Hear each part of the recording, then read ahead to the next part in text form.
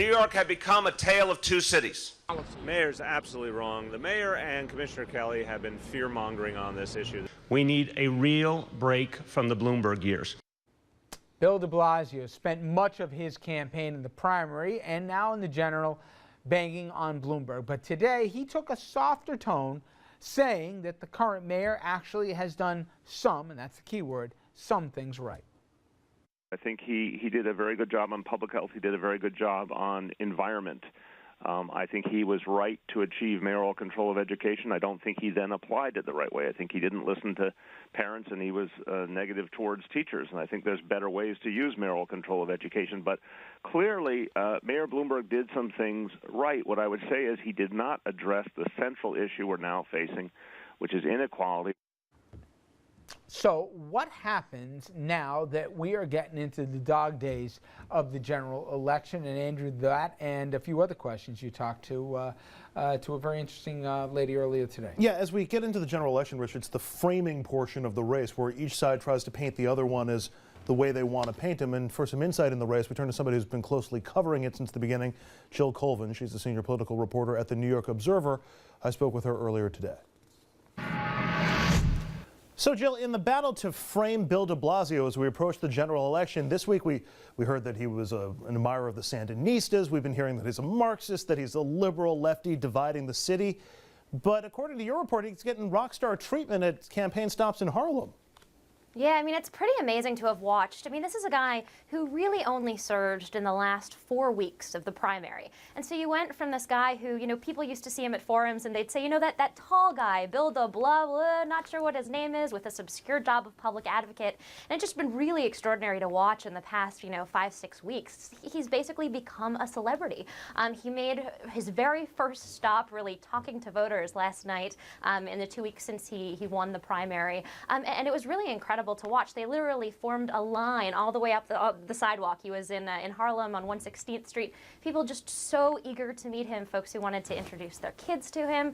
And despite the New York Times story that's gotten him a lot of attention this week, people are just excited by the idea of him right now. Last night was really the first time that we got to witness what the response on the street is to him since winning the primary election. You definitely saw it in those last days of the primary, where suddenly there were just crowds of people around him, people excited to meet him, and not just wanting to meet, the next mayor of New York City, but really excited that people desperate to ask him for help with jobs, please make the city better. We're so excited to have you here for change. These people really are convinced that he's going to be the next mayor of the city.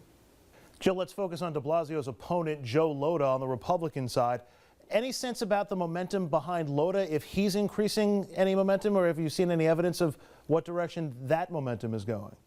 Well, I mean, at this point, Joe Lhota has got a problem because he's about 40 points behind in the polls, and about a third of voters have no idea who this guy is. They don't know enough about him to even decide whether they like him or whether they don't. And so Joe Lhota, his job right now is really to get as much attention as he possibly can. And he really sees, there was this New York Times story like we talked about that kind of explored Bill de Blasio's leftist past, and Lhota really tried to seize on that day after day after day. Every time reporters asked him a question, he put out these very inflammatory statements saying that Bill de Blasio was taking a page from the Marxist playbook. Basically anything he could do to put himself in the headlines and draw a contrast between kind of his economic vision for the city and a more left-leaning vision for the city. Any sense from the Lhota camp, Jill, about trying to soften his image a little bit? He does sometimes come across as a little bit gruff, as we've talked about. Any attempt that you're getting from Lhota's camp to try to make him a little more likable?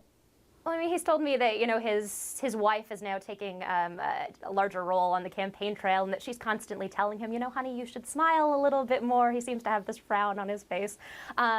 He's talking today. He was joking with reporters, taking them on a tour of, a restaurant and eating some food with them. So it seems like he's trying to showcase his personality a little bit more. This is the time when folks are tuning in who want to find out more about who this Joe Lhota guy is, and his long resume as, a manager and a deputy mayor and a budget director. Those things look good on paper, but don't really give you a sense of what kind of person he is, what kind of personality and values he has. And finally, Jill, Anthony Weiner, and sorry, just looking over my shoulder, because one of your he wants my job or some job similar to this. He's looking to get into the media.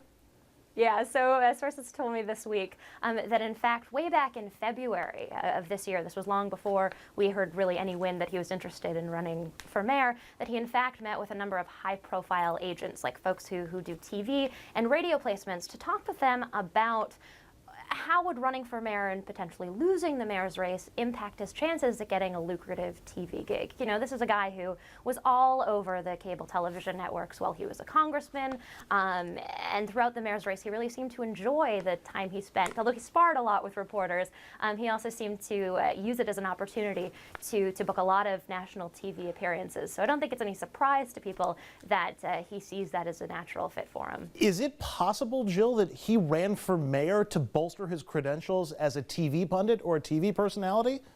You know, that was something that was speculated to me to one of the industry sources that I spoke with, that was, you know, some of the impression that they got. But, you know, I can't say for sure what was inside of his head. It was very clear as he was running the race. I mean, he seemed to make it clear that he was really passionate about fixing the issues in this city. You know, he'd run back in 2005. This guy really, I think, saw being in Congress as a stepping stone to be mayor of New York City. So, I mean, I can't say, but I think if you gave him a choice and you said, you know, hat A, hat B, here's being, you know, an anchor desk at MSNBC and being mayor of New York City, I have a feeling he'd pick mayor of New York City. All right, a lot of momentum there, Andrew. Let's bring us back in here on the city. You surprised that even after the last week, which were bad headlines, anytime you talk about Sandinistas and, you know, as lefty can get for de Blasio, doesn't seem to stick.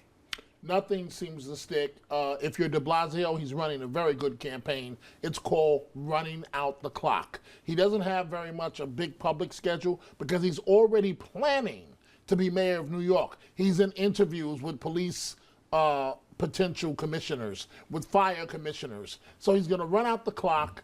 It looks like things are going to go his way, and that's the way you do it when you're the Democratic nominee in an overwhelmingly Democratic city. You know, Andrew, though, I got to tell you, the entire primary field that the Democrats had, I know more about all the other candidates, their leadership styles, their good, their bad, their credentials.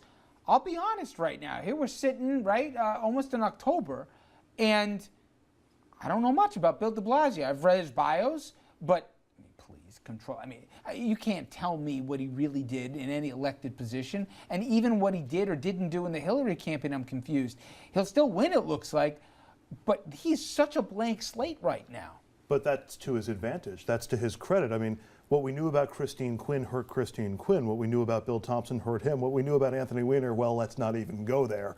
And what we knew about John Liu hurt him. So the fact that he was a blank slate and got to define himself to a certain degree and others couldn't define him that same way, it serves him well, and it served him well continuing into the general election. Anything you think Lhota could do to close the gap? I never even hear anything from him. Yeah. I'm on his email list. I get emails from him and it's so quiet. Where's the noise? I'm stunned. Sometimes I always wonder, Don, we got to go to break. You can always tell the politician really, really wants it, right? Sometimes they want it too much, but they really want it. You can feel it come across. Yeah, right? But to be fair, Bill Thompson, we asked that question repeatedly. And we all like Bill, right? But how bad was the hunger there, the real want to, unless it was primary night, right? And then we heard it. But till then, with Lhota, I'm like, even if you think the odds are against you, you know, stand on a soapbox in the middle of Midtown. Do whatever you got to do, but make some more noise. He's not the only one like this. I always wonder, you go through all this, you're putting yourself in the limelight, but yet you're not really putting yourself out there. What's the point? Good point you're making. The ones that want it, you know it. Right. Because they will stand on top of their mother or mama, in some case, to get across what they want to do. The aggressive ones, you know it. Yeah. Sometimes they're too aggressive. Yeah. My friend, Mr. Weiner. Yeah, Mr. Lhota, I don't think I'd call that. All right. So many levels. Yes, thank you. Too easy. We come back, we're going to go across the Hudson here. Newark Mayor Cory Booker, he found himself in another bit of a headache here, this one over Twitter. The question is, will it really impact his campaign? And again, he's got a double-digit lead here with time running out in the Senate race in New Jersey. We'll talk about that and another Jersey development today right after this.